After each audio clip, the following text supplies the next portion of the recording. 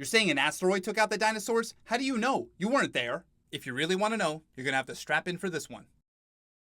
Okay, have you ever seen a splash? Like in water? Yeah, sure, who hasn't? Do you know how a splash works? I've never really thought about it before. Well, let's think about it.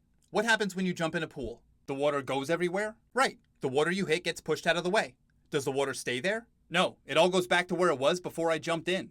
Have you ever made such a big splash that it makes another upward splash when the water goes back? Yeah, anytime I do a cannonball. But what does that have to do with dinosaurs? Well, you asked how we know it was an asteroid that wiped them out. Do you know what happens when an asteroid hits a planet or a moon? Yeah, it leaves a crater. Right. It's kind of like the water that got pushed out of the way when you did your cannonball, only this is dirt and rock. Okay, but aren't there craters all over the place? How can you know which one it was? If an asteroid took out a whole planet of dinosaurs, it would have to be huge, right? So it probably would leave behind a huge crater. Yeah, that makes sense. Well, that huge crater is off the Yucatan Peninsula, known as the Chicxulub crater. That's a hard name to pronounce. Well, what makes this one different? The crater is enormous, but there's something extra special about it. Remember how your cannonballs made that extra splash in the middle? Yeah, they're devastating. That's what happened here. An asteroid the size of a small city hit with so much force it basically liquefied the ground. The return splash in the center eventually settled into an inner ring of mountains. Wait, so the asteroid literally made a splash on the ground? Yes, literally. That's insane. Okay, but wouldn't it just kill off the dinosaurs that got squished underneath it? Yeah, at first. But what the splash kicked up into the atmosphere affected the whole planet. Like what? First, it made things insanely hot. Melted rock got shot into the sky and then rained back down, creating intense heat and massive fires. How do you know that? I'll get there.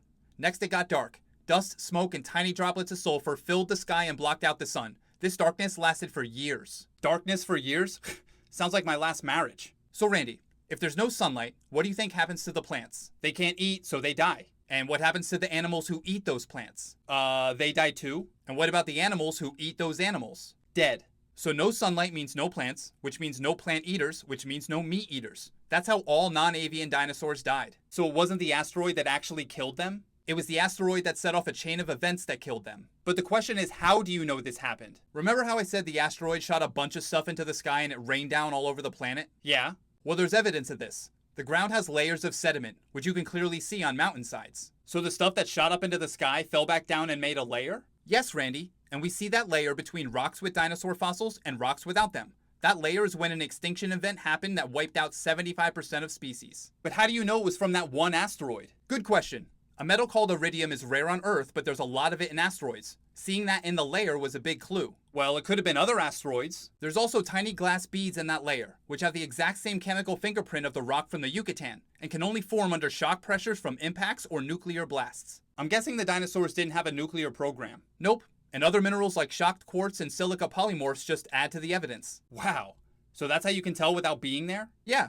Like if I saw the ground was wet but no one was in the pool, I probably guess someone jumped in. Yeah, but you didn't see anyone jump in. You're right, but the thing is, evidence still exists even after all the eyewitnesses are dead.